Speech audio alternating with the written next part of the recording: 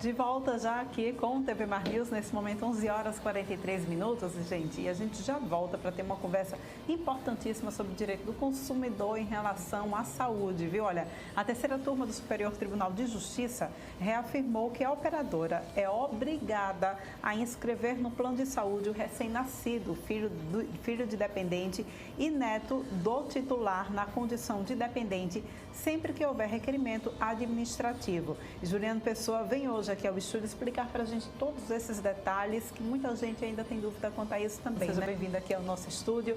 Então, é obrigação esse reconhecimento mesmo como dependente para recém-nascido. Explica direitinho o que é que a lei diz em relação a isso. Bom dia, Orlando. Bom dia quem nos assiste. Realmente foi uma decisão interessantíssima, eu diria.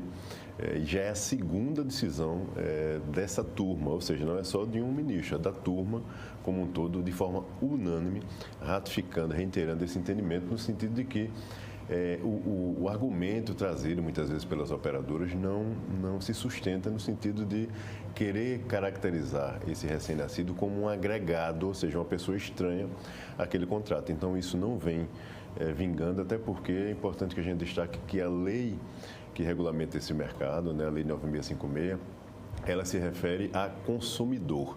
Ela não fala expressamente ao titular somente, especificando que seria somente o dependente dele que seria possível agregar. E quando a gente vai para a resolução da Agência Nacional de Saúde Suplementar, da ANS, com a resolução de 2021, ela trata expressamente do titular ou seu dependente. Então, ou seja, não há qualquer dúvida em relação ao fato deste recém-nascido dever sim fazer parte desse plano de saúde. E aí é importante que a gente ressalve. 30 dias, ou seja, do nascimento até o 30º dia, ele está plenamente coberto sem qualquer tipo de custo. Para qualquer procedimento? Exatamente. Também? Cumpridas as carências, sem qualquer tipo de carência. O titular cumpriu a carência, ele já se beneficia disso. Agora, para a inscrição dele, aí é importante que a gente destaque aqui, as pessoas precisam requerer isso. Então, ou seja, administrativamente, dentro desse período de 30 dias, até 30 dias, deve ser solicitada à operadora a inscrição deste novo beneficiário, vamos chamar assim. E a operadora normalmente poderá fazer a cobrança da mensalidade. Né? Entende-se que a gente tem para qualquer necessidade, digamos que o bebê nasça, precise ficar na UTI, se o plano de saúde da mãe ou mesmo do avô, é isso mesmo, né? Que é como tem aqui, se ele cobrir a questão da UTI e tudo, ele já vai, o bebê também tem direito a essa situação? Essa cobertura é imediata. Então, ou seja, a partir do momento que o dependente, que no caso é a genitora, ultrapassou os períodos de carências que são preconizados, o bebê já usufrui disso de forma direta. De pronto, 30 dias, como nós dissemos. Ultrapassou esse período, aí tem que ter havido a solicitação administrativa para que ele permaneça aí fazendo parte agora como novo beneficiário. A importância de, quando solicitar, as pessoas precisam pedir a comprovação disso. Se solicitar por e-mail, já vai ter o próprio e-mail solicitando. É bom se resguardar, porque quando há, como foi o caso concreto que o STJ julgou, quando há negativa da operadora, a pessoa precisa demonstrar que ela solicitou, ou seja, ela requereu a inscrição daquele novo beneficiário durante o período de 30 dias e mesmo assim a operadora indeferiu.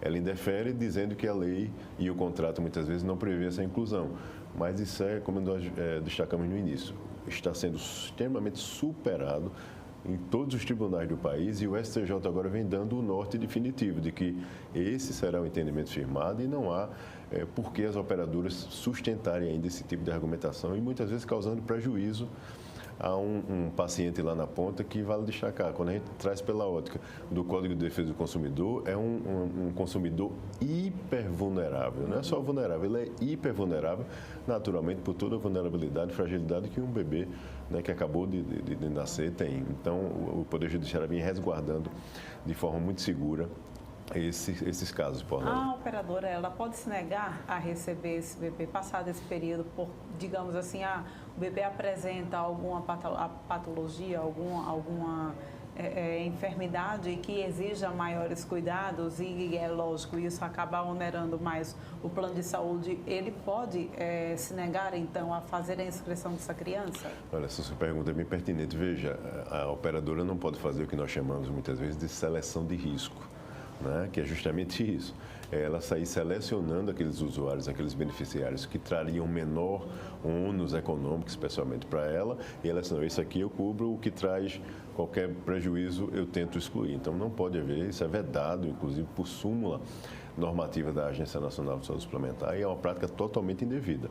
Se houver esse tipo de conduta, Orlando, é importante que essas pessoas busquem imediatamente abrir uma reclamação no site da ANS, reportando essa conduta da empresa, juntando toda a documentação pertinente ao caso e pedindo auxílio. A ANS, ela entra assim, em contato imediato com a operadora e, se ela constatar que há alguma prática abusiva, alguma prática indevida, ela pode implementar sanções de pronto, já administrativamente, em face daquela operadora. Além disso, nada impede que o consumidor também busque as medidas cabíveis jurídicas, né? Se for o caso, a depender da urgência do caso, não dá para ficar insistindo naquela temática do ponto de vista administrativo. Então, muitas vezes é necessário você buscar o Poder Judiciário para pedir uma decisão liminar no sentido de resguardar a saúde daquele paciente e não permitir que essa remoção, né, que muitas vezes está se querendo fazer, seja realizada na prática, que foi isso que aconteceu nessa decisão, que o STJ se debruçou, no sentido de manter a criança no hospital que ela estava, com a assistência que ela estava e, em hipótese alguma, tentar fazer a migração desse paciente para outra instituição. Muito bem. E em casos em que passou o período de 30 dias, foi necessário fazer a inscrição da criança. Quando a gente faz a inscrição da criança como um outro dependente para o plano de saúde após esses 30 dias, ainda assim essa criança ela vai estar coberta pela carência da mãe? Ou zera e ela precisa de um outro período de carência? Como é que funciona? Não, ela passa a usufruir, exatamente, ela passa a usufruir desde que o titular, né, o dependente tenha ultrapassado todo o período de carência, ela usufrui de pronto, sem qualquer prejuízo. Tá? Então, assim, bem como a questão da quantidade de dias de internação também não deve existir em hipótese alguma. Então, se ultrapassou o 30º dia, 40, 50, quantos dias forem necessários, a saúde, a manutenção da saúde daquele recém-nascido, a operadora deve sim proceder à cobertura e não há qualquer tipo de argumento nesse sentido contrário.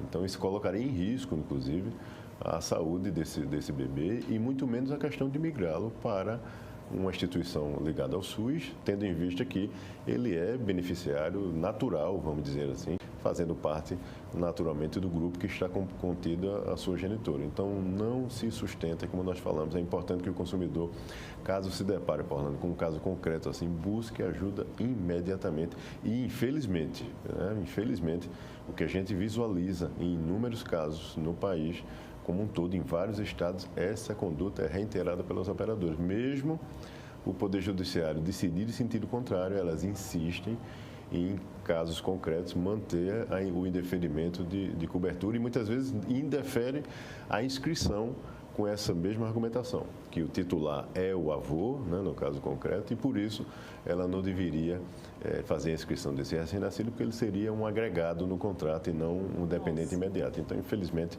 essa é a conduta que a gente enxerga na prática.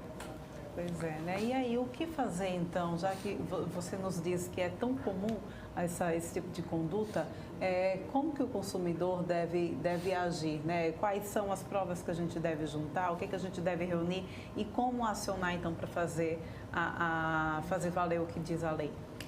Veja, é importante que as pessoas atuem de forma ágil, mas se houver algum indício de que a operadora irá indeferir lá na ponta, ou se ela, pelo pedido ágil que foi feito, já indefira a inscrição dele dentro ainda dos 30 dias, então terá um tempo hábil para que os pais busquem ajuda. O que é que a gente recomenda? Abrir uma reclamação imediatamente junto à ANS, né, relatando o caso concreto e, em paralelo, buscar ajuda já de um profissional especializado na área, porque assim, algumas medidas poderão ser necessárias e implementadas rapidamente, porque o período de 30 dias passa rápido muitas vezes. A gente tem casos de determinação de internação pelo corpo médico de tempo indeterminado. Então, você não sabe quando aquele recém-nascido terá alta, né? Terá suspensão ali daquela assistência. Então, por isso, a medida tem que ser rápida, porque você já busca o Poder Judiciário, se houve o indeferimento de inscrição, pedindo não só a inscrição, que é devida, bem como a manutenção da assistência no curso da internação, ou seja, que em hipótese alguma se permita que ele seja migrado para uma instituição ligada ao SUS. Então, essas são as medidas que devem ser tomadas rapidamente para que resguarde toda a assistência necessária. Agora, a operadora de saúde, ela pode cobrar uma taxa pela inserção da inscrição desse recém-nascido ao plano de saúde? Ela pode cobrar a mensalidade respectiva. Certo, mas não tem taxa de adesão. Não. Né? Não tem taxa de adesão. Então, ela pode inseri-lo e já vir, naturalmente, no mês subsequente, a inserção dessa mensalidade correspondente àquele recém-nascido dentro da sua faixa etária normal, que é de 0 a 18 anos. Então, isso sim pode ser feito. Não há qualquer discussão, inclusive, em relação a isso. Todos os casos que nós nos deparamos no Poder Judiciário sempre são similares. Não houve discussão dos familiares em relação ao pagamento da mensalidade em relação àquele recém-nascido. O que há discussão é de solicitação de inserção, nenhum questionamento em relação ao pagamento da mensalidade e, por outro lado, o operador diz, não, eu não devo inseri-lo porque ele é neto do titular e eu só vou inserir se for filho do titular. Então, isso é algo realmente inconcebível, a gente não pode permitir. Por isso, a importância de a gente tratar esse assunto, trazer essas informações para que as pessoas, ao se depararem, fazer tudo que precisa ser feito para poder resguardar o direito de todos. Muito bem. Então, muito obrigada mais uma vez pela sua participação aqui. Gente, tudo anotadinho aí, né? Se você, de repente, está vivendo essa situação, conhece alguém que está vivendo essa situação, já pega aí todas as dicas de Juliano Pessoa, viu? Muito obrigada. Eu que agradeço. Obrigado.